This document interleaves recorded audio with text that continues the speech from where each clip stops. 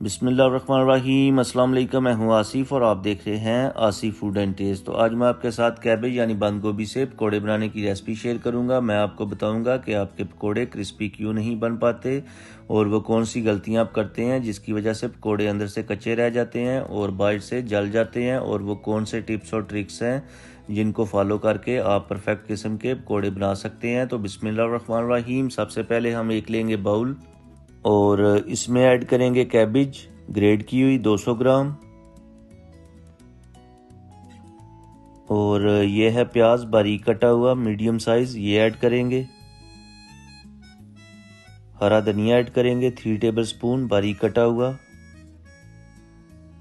और अगली चीज इसमें ऐड करेंगे 2 टेबलस्पून बारीक कटी हुई ग्रीन चिली। स्पाइसेस ऐड करेंगे। स्पाइसेस में half tablespoon red chilli, half tablespoon chilli flakes, half tablespoon धनिया पाउडर, और ये है हल्दी 1/4 टीस्पून। और अगली चीज इसमें जाएगी half table spoon ginger powder, half table spoon नमक, और half table spoon chaat masala, और सारी चीज़ों को अच्छी तरह से मिक्स कर लेंगे। और जो बेसन है वो हम बाद में ऐड करेंगे क्योंकि सब्जियों के अंदर हमने स्पाइसेस ऐड किए हैं, तो सब्जियां जो है वो अपना पानी छोड़ेंगी, तो इससे हमें आइडिया हो जाएगा कि हमने कितना पानी ऐड करना है। तो यहाँ पर हम हाफ कप राइस फ्लावर यानी चावल का आटा ऐड करेंगे, और साथ ही इसमें ऐड करेंगे हाफ कप बेसन, और थोड़ा सा बेसन बचा लेंगे, अगर बाद में ज़रूरत पड़े तो ऐड कर लें। तो बेसन को ऐड करने के बाद अच्छी तरह से आपने मिक्स कर लेना है। और जो लोग मेरे चैनल पे नए हैं प्लीज़ चैनल को सब्सक्राइब कर लें, इससे हमारी हौसला अफजाई होती है और आपकी तरफ से हमारे लिए ये इनाम होता है कि हम अच्छा काम कर रहे हैं। तो प्लीज़ चैनल को ज़रूर सब्सक्राइब किया करें। थोड़ा सा पानी ऐड करेंगे और अच्छी तरह से मिक्स करेंगे। तो यहाँ पर हमने इसको अच्छी तरह से कर लिया है मिक्स।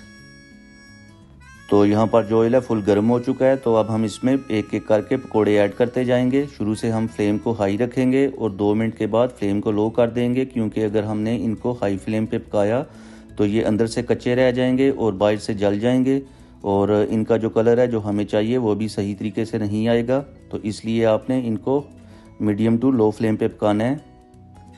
और 2 मिनट के बाद आपने इनकी साइड चेंज करनी है। टोटल हमने 4 से 5 मिनट तक इनको कुक करना है। तो यहाँ पर हम साइड चेंज करेंगे। तो दोनों साइडों से हमने 4 से 5 मिनट तक पका लिया है।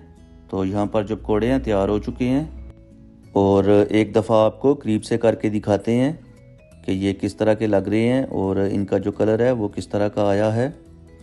ये देखें माशाल्लाह ज़बरदस्त किस्म का कलर आया है। और अब हम इनको डिश आउट करके आपको दिखाएंगे इसकी फाइनल लुक।